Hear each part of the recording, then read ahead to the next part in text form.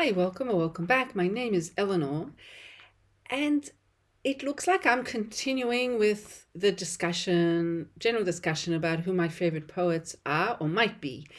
And if you are living in the Northern Hemisphere and you're in an area that has a proper autumn and is about to have a proper winter, this is the book for you. My favorite book of Lucie Brock-Broido's is The Master Letters. I would say if you're living if you're living somewhere where it's going to get cold really soon and dark, and you're going to want to have a poetry book. Let's say you only want to get one new poetry book. This would be it. This will take you through the winter and will give you so much passion. So much passion. If you're looking for a constant sense of mysterious, erotic, linguistic energy, this is for you. If you have loved and lost, if you are loving someone but also perhaps feeling that someone else has caught your attention, if you are alone and lonely and sitting in your cozy darkened room, if you're an insomniac, if you are looking for a kind of supernatural, spiritual, magical language that you can immerse yourself in, this is it, baby. This is it. Now, it's not easy poetry, so it's and that's good. That's good. This is difficult poetry, and I'll tell you why it's good. Because passion is not an easy emotion to feel. Drama in one's life, whether it's in actual occurrences or all in the mind, if it's in your imagination, and it usually is, isn't it? When you have passion, when you have great love, when you have very strong emotions of any sort, when you're dealing with these aspects of life, you can't turn to, you're not going to go to Mary Oliver. Mary Oliver has a place in the poetry world, but Lucie Brock-Broido, she allows you to embrace the darkness, the noir. She even says in there's a great podcast which has a brilliant episode interviewing her before she died. She died, unfortunately, in 2018. And she says that there's something so noir. What does she say? She can't get over how noir passion is. I mean, what more could you want in a winter book of poetry? She uses language that doesn't sound at all like any language you probably have heard. It'll probably read to you as if you'll wonder to yourself, is this the way they spoke in the 1800s or the 1700s? And, and if you, as I do, feel that there's a huge blind spot in your education, rest assured that you are, I give you permission, because I wish someone had given me permission to accept her language as it is, to realize that when you look up words and they don't seem to have like really spot on definitions, it's because she's playing with a language that, yes, is based on the way English was used in the past, but it's also her own way of trying to create an atmosphere and to describe feelings she has. In this same interview on the podcast, which I'll link, she calls it post-Raphaelite, and I'll leave a link. What I do is with with terms that annoy me, I look up how they would be explained to children. This works best for me. Shoot me. I'm simple like that. And so I'll leave a link to, how you might explain to a child what post-Raphaelite is. And as far as I can tell, post-Raphaelite is the same as pre-Raphaelite, because pre-Raphaelite doesn't mean before Raphael. It also means it happened after Raphael. Why am I going on about this? I don't know. All I need to do is show you a few paintings of pre-Raphaelite artists, and you'll see that they love painting these tall, willowy women with very, very long hair.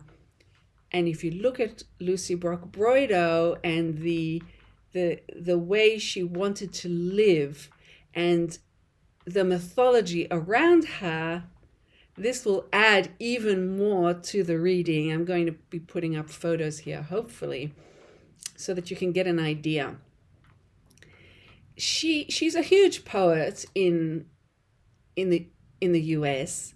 She is loved not only for her poetry, but also because she was an amazing teacher. It sounds like she was not only the most learned, but also able to teach, and it doesn't often go together. Plus, she was extraordinarily kind to the people around her and to all her students, and that is quite remarkable as well. She was head of the poetry department at Columbia. She also taught elsewhere, and I believe she taught in Harvard as well, and she explains in several different places how she would only write in the dark, cold months of winter, and she'd take the train, if memory serves me right, from Manhattan to Boston, where she had an apartment, and she'd get cozy and alone in this apartment, and that's where she'd write during the winter, and then in summer she'd stop writing. So again, this is not going to be your beach read.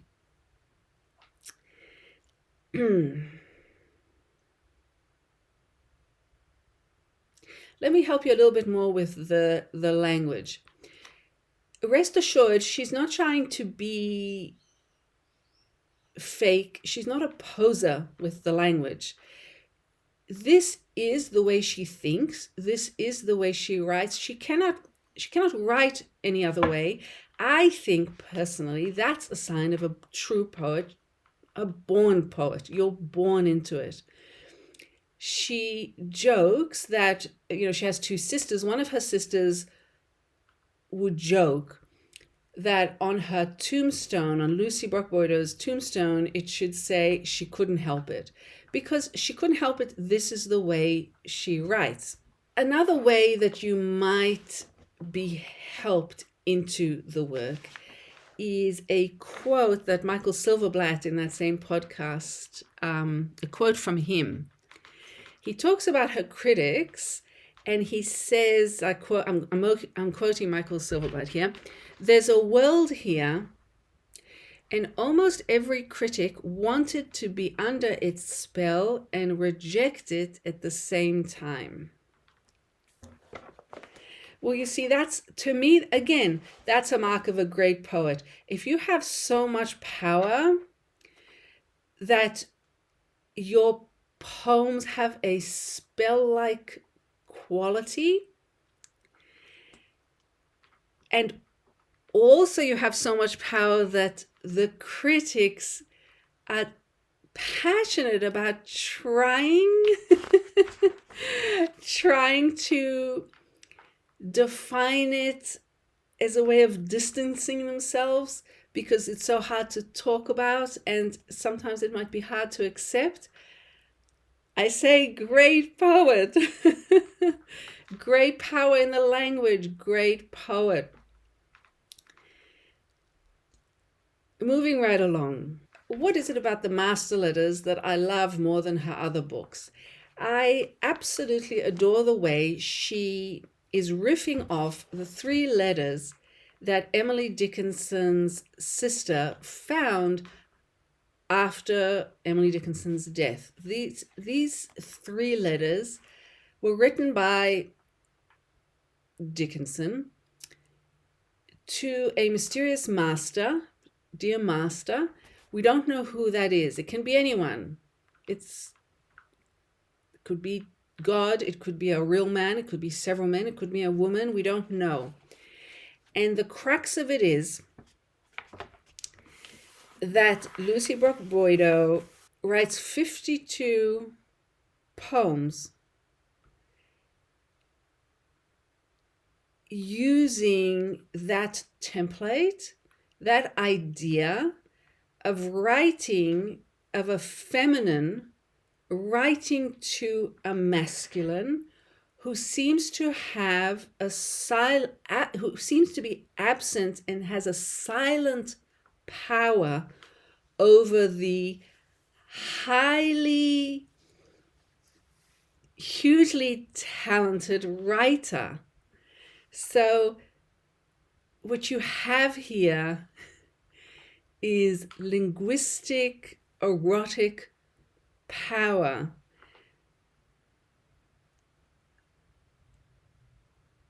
She writes in 3 forms. One follows the Dickinson model, which is a letter, and in this case considered to be a prose poem. Then she writes several sonnets, and she also has several poems that have very long lines and are ordered into couplets. And in one of her interviews, Brock-Broido says that she likes the couplets because the first line is the beginning, the second line is the end, and there's no middle. There's something missing, and that's where the friction occurs, and that's where the interest is in every stanza. Now, using these devices, while superimposing the dear master idea, is so powerful. And why I'm smiling is because I really, really adore the drama that happens in almost every one of these poems. And it happens because the writer of each poem, whether it's clearly a letter or not, is yearning so passionately for this master,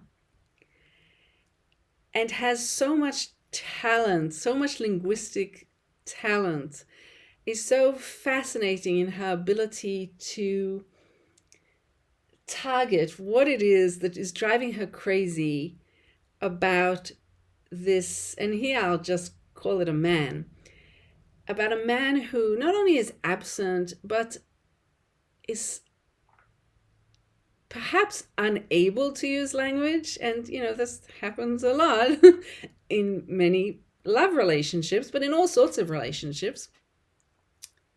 This lack of communication on one side and this deluge of communication in the other. And it's like a bomb exploding every time. The device works so well. Now, again, it's still not easy to read. It's still not easy to read because you will enjoy this and you will feel it for sure. But you'll also come up to specifics that will drive you crazy because you won't know what is she referring to. So I will say, please note the notes. Please note the notes. At the end of the book, there are really good notes that she's put in, and I'm pretty sure that her editor would have forced her to do this. I mean, I'm only imagining. He would have said, it's all very well, but what does this word mean? Or who are you referring to here? Because often she'll write a poem with another poet in mind or with a certain real situation in mind, and you need to know that. And there is an in crowd who will know more about these poems than you, if you're not in the world of poetry. But the notes will help you out, so don't feel left out by it. Don't let that ruin it for you. These are they're both horrifying poems and also comforting at the same time. They're mysterious but also crystal clear. They speak directly to you and will haunt you, but also elusive. You can't quite grasp them. And I think you just have to get used to that if you're reading poetry. You just have to get used to that, because if you expect to just pick up a book of poetry, I should say really good poetry, I should say the best poetry. If you expect to pick up a book of the best poetry, and you read it and you think, oh, I understand everything here, that really happens with the best poetry. And a lot of poetry is like that. And you know what? I mean, really, I need to be less judgmental. If that's what you're looking for, you have so much out there for you. I mean, there's so much out there that's being written today that is like that. But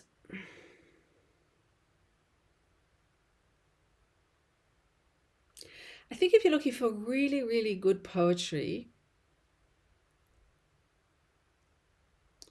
that's going to intrigue you, that's going to make you question, what is power in a relationship? Who has more power? Okay, let's say you're thinking of a love relationship, you're thinking of a passionate relationship. Let's say you've had a breakup. Yes, you can go to many different poets who will comfort you, or who will reflect what you went through or what you're going through. And there's nothing wrong with that. Don't let anybody criticize you. However, if you do want to go deeper, which is sort of what I'm all about. Okay, let's be frank. It's the only thing I'm about.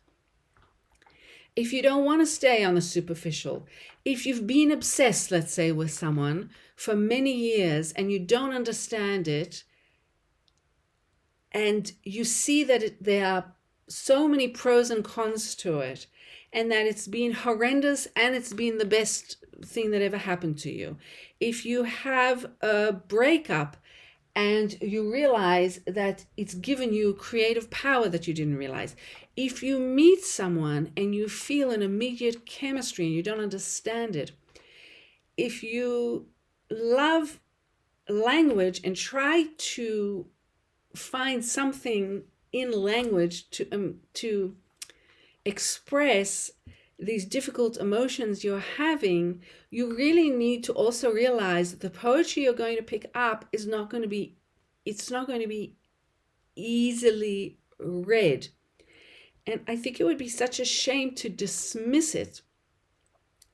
I'm here to tell you that,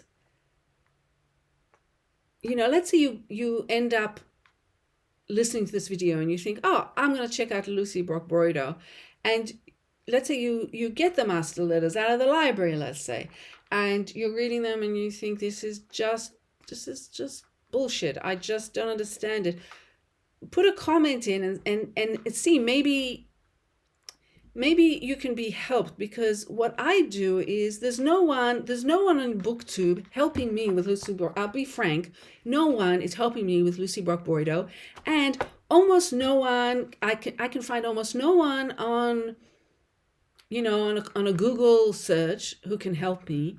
I will say Leaf by Leaf, the great, amazing booktuber, has waxes lyrical about Lucie Brock-Broido in a lengthy video.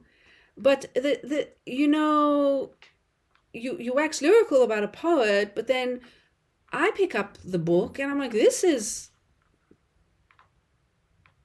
This is not easy to digest, and I agree with everything the wonderful Leaf by Leaf says, but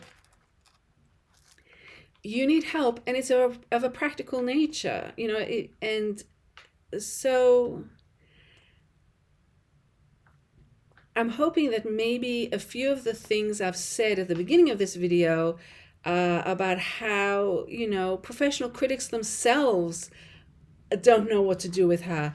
And also biographical details that help you to realize who she was and what she was striving for. And if nothing else, I think when reading something like this, it makes a tremendous difference to hear from someone you trust that you as the reader, you're not being tricked, you're not being confused on purpose, plus it's not an ignorance in you that's the problem, and you're not stupid. I want, what I would like is I would like to have a little very kind poetry professor sitting on my shoulder right here. I mean, they can sit here as well if they like. In fact, I want two. And I want them, when I pick up a book like this and I get confused, I would like them to tell me, to assure me 100% that I'm not stupid. Because sometimes you feel like you're stupid. And I'm no professor, but I'm here to tell you, if you get confused with the master letters, you're not stupid.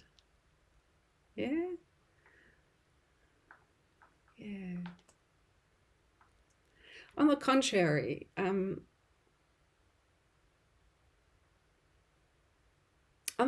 you're feeling what you should be feeling. Whew. But going back to this idea of reading it in winter, it's all the poems, except for maybe one or two, are wintry. Most of them talk about the months September, October, November. There's a New Year's Day poem. You can't go wrong.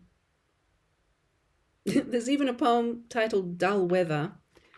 Look, I mean, here's one. The title is You Can't Always Get What You Want, Eve of November. Now, wow, this sir/master, whoever it is, that Dickinson writes to, and now Lucie Brock-Broido has taken over to write to, boy, he is silent. And this is actually something I've been thinking about ever since I read this. Who has the most power, right? So you'd think someone who talks a lot would have the most power. I don't know. If you remain silent, there's so much power there, and it's so crazy making. If you say, I love you, and let me explain why I love you, and I'm passionate, let me explain how I'm passionate, and I'm so good with language, I will write you 1,000,000 letters, and you're not answering, and it's crickets. It doesn't always mean you're not interested. It's a tactic. But is it? Maybe it's just your personality. Maybe you're just not good with language. So this is just the best. It's just the best. I'll read you one short poem. It's a sonnet, because it's, I think, one of the most obvious of the poems about this power discrepancy and how it works and what makes it erotic. It's called Gratitude. And I should say that there's a word in the poem halcyon, and she has in the notes, she does mention that, I mean, she says halcyon is the name of the benzodiazepine hypnotic agent banned in America in the early 1900s. Like the kingfisher, halcyon bird, which has the power to calm the wind and sea during the winter solstice while it nested, it had the power to compose. So you see, she's really helping you out.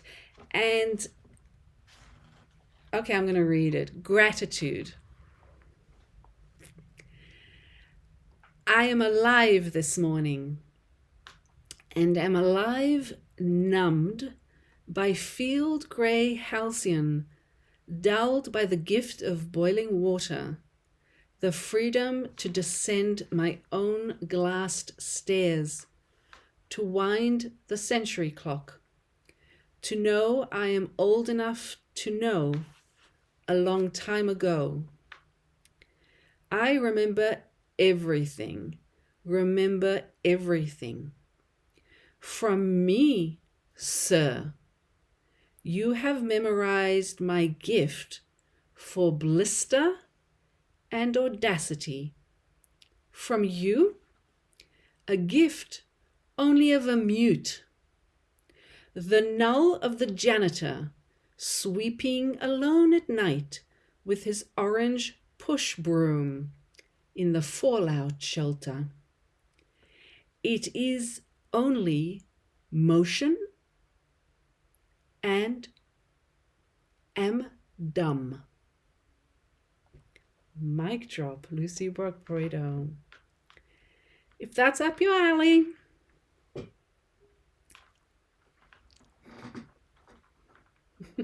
this is the book for you. It'll get you through winter. And if you're pissed off because there are things in here that you just don't get, just put a comment down. See, I don't know if I'll be able to help you out, but there'll be a good discussion. Maybe someone else will be able to help you out. Or accept it. Just accept it. I mean, for goodness sake, you can't understand everything all the time. Otherwise, it would be boring, and otherwise you wouldn't want to reread it. And also, like, I discovered Lucie Brock-Broido, and I bought all her books 2 years ago. I was very excited because she's very exciting. Her language is so exciting, and the mythology around her is so romantic, and she's so wonderful. I mean, how can you not love her? But that doesn't, I've gone back to her again and again, but I've also felt distance from the books, and I put them away, and I thought I just need to get away from this, and it's too frustrating sometimes. I mean, and also it's a lot of emotion. She talks about the drama. What is it that she says? Let me just check. What was it? She said, oh yes, her dramatic situations. She talks about her own 6 dramatic situations that she chose. There's some sort of, I don't know who it was, but someone in literary history came up with, I think, 36 or 63 or something like that, dramatic situations that are available to you in literature.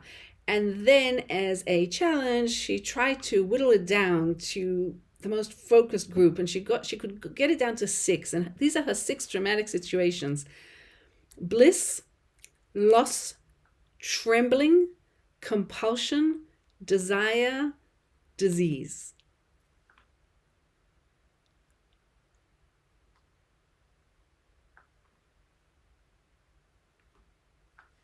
So I'm adding her to my favorite poets list. Hope you've had a good weekend.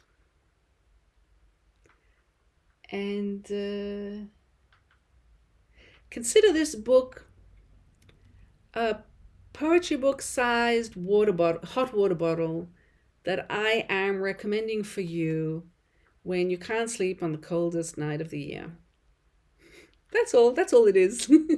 I'll see you next time, and don't forget, the only real property is the property of the mind. Ciao.